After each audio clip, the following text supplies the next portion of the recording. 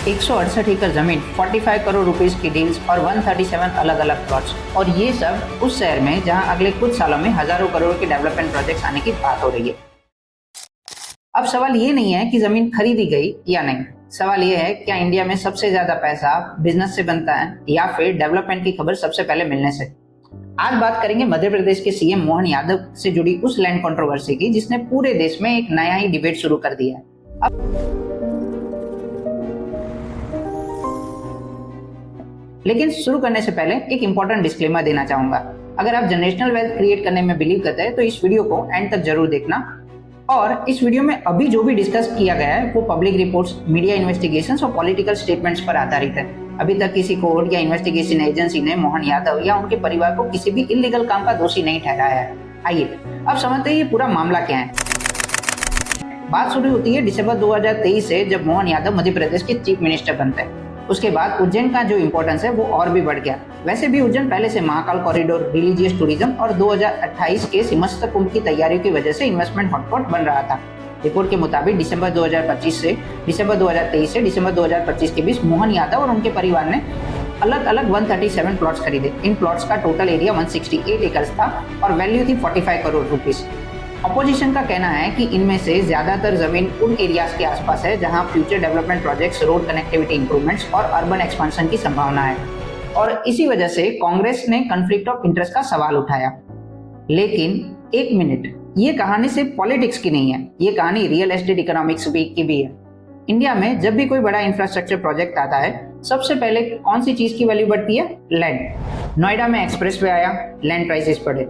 नई Mumbai airport announce हुआ, land prices बढ़े। अयोध्या रीडेवलपमेंट हुआ, प्रॉपर्टी प्राइसेस बढ़े। और यही पैटर्न लगभग हर जगह देखा जाता है। इंफ्रास्ट्रक्चर सिर्फ डेवलपमेंट नहीं लाता, इंफ्रास्ट्रक्चर वेल्थ क्रिएट करता है। और जो लोग ग्रोथ एरियाज को पहले आइडेंटिफाई कर लेते हैं, उन्हें सबसे ज्यादा बेनिफिट मिल सकता है। इसी पॉइंट पर ऑपोजिशन के एलिगेशंस आते हैं। कांग्रेस का सवाल है कि क्या परचेज सिर्फ नॉर्मल इन्वेस्टमेंट थी या फिर फ्यूचर डेवलपमेंट प्लान्स की जानकारी ने किसी को एक्स्ट्रा एडवांटेज दिया। कुछ अपोजिशन नेताओं ने इस सिचुएशन को स्टॉक मार्केट के इनसाइडर ट्रेडिंग से भी कंपेयर किया।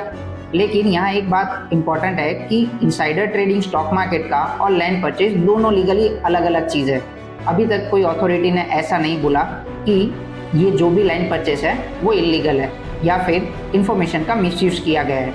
अब बीजेपी का भी पक्ष सुन लेते हैं। बीजेपी और सीएम के सपोर्टर्स का कहना है कि मोहन यादव का परिवार कई सालों से बिजनेस और रियल एस्टेट एक्टिविटीज में इन्वॉल्व रहा है। उनका कहना है कि लैंड खरीदना इलीगल नहीं है। अगर कोई व्यक्ति या उसका परिवार लीगल तरीके से प्रॉपर्टी परचेस करता है तो ये गलत नहीं है। पार्टी ने कांग्रेस के आरोपों को पॉलिटिकली मोटिवेटेड और बेसलेस बताया। लेकिन एक फाइनेंशियल क्रिएटर के रूप में मुझे लगता है कि इस पूरी कंट्रोवर्सी का सबसे इंटरेस्टिंग एंगल पॉलिटिक्स नहीं है, सबसे इंटरेस्टिंग एंगल है लैंड, इंफ्रास्ट्रक्चर और वेल्थ क्रिएशन का कनेक्शन। सोचिए, जब गवर्नमेंट किसी सिटी में नए रोड्स बनाती है, टूरिज्म प्रोजेक्ट्स लाती है, इंडस्ट्रियल इन्वेस्टमेंट अट्रैक्ट करती है या मास्टर प्लान को एक्सपांड करती है, तो सिर्फ गवर्नमेंट ही बेनिफिट नहीं करती है, लोकल बिजनेसेस भी बेनिफिट करते हैं, होटल्स बेनिफिट करते हैं, बिल्डर्स बेनिफिट करते हैं, और सबसे ज्यादा बेनिफिट अक्सर लैंड ओनर्स को मिलता है।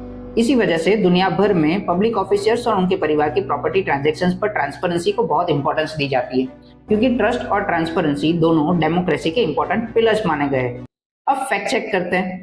फैक्ट नंबर 1, 168 एकड़ लैंड, 137 प्लॉट्स, और ये जो इन्फॉर्मेशन है वो पब्लिक डोमेन में अवेलेबल है। फैक्ट नंबर 2, अपोजिशन ने कॉन्फ्लिक्ट ऑफ इंटरेस्ट और पॉसिबल एडवांटेज के एलिगेशंस लगाए हैं। फैक्ट नंबर 3, बीजेपी ने इन एलिगेशंस को पूरी तरह से रिजेक्ट किया है। फैक्ट नंबर 4, अभी तक किसी कोर्ट, इन्वेस्टिंग एजेंसी या ऑफिशियल रिपोर्ट ने मोहन यादव को किसी इलीगल एक्टिविटी का दोषी डिक्लेयर नहीं किया है।